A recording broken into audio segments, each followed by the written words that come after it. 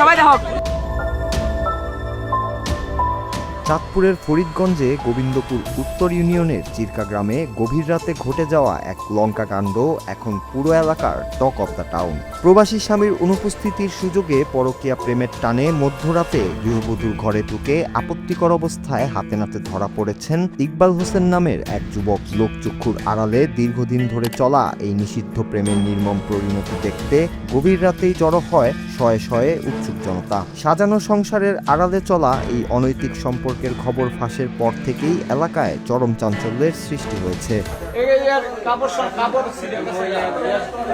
স্থানীয় সূত্রে জানা গেছে, ওই গৃহবধূর স্বামী জীবিকার তাগিদে প্রবাসে থাকার সুযোগে যুবক ইকবালের প্রায়ই যাতায়াত ছিল ওই বাড়িতে। বিষয়টি বেশ কিছুদিন ধরে প্রতিবেশীদের নজরে আসায় তারা সন্দেহভাজন এই প্রেমিক যুগলকে হাতে নাতে ধরার পরিকল্পনা করেন।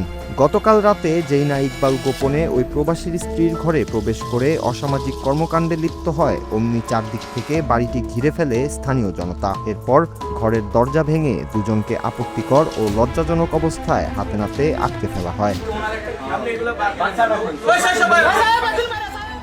আটকের পর ক্ষুব্ধ জনতা পরকীয়া প্রেমিক ও প্রবাসীর স্ত্রীকে ঘরের বাইরে এনে উঠানের গাছের সাথে শক্ত করে বেঁধে রাখে। মুহূর্তের মধ্যেই এই ঘটনার ভিডিও ছড়িয়ে পড়ে সামাজিক যোগাযোগ মাধ্যমে। সবশেষ পাওয়া তথ্য অনুযায়ী রাতেই ওই এলাকায় উত্তেজনা ছড়িয়ে পড়লে স্থানীয় জনপ্রতিনিধি ও মাতব্বরদের মধ্যস্থতায় এই ঘটনার সালিশ বিচার শুরু হয়। স্থানীয় জনপ্রতিনিধিরা সাফ জানিয়ে দিয়েছেন, গ্রামীণ সালিশের পাশাপাশি এই অনৈতিক কাজের জন্য তাদের বিরুদ্ধে কঠোর আইনানুগ ব্যবস্থাও গ্রহণ করা হবে।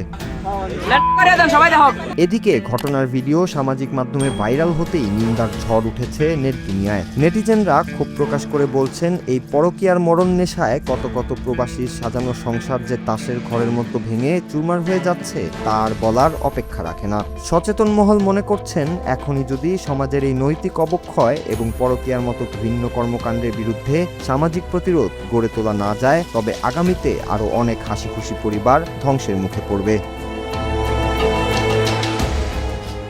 Raju, Bangla TV news desk.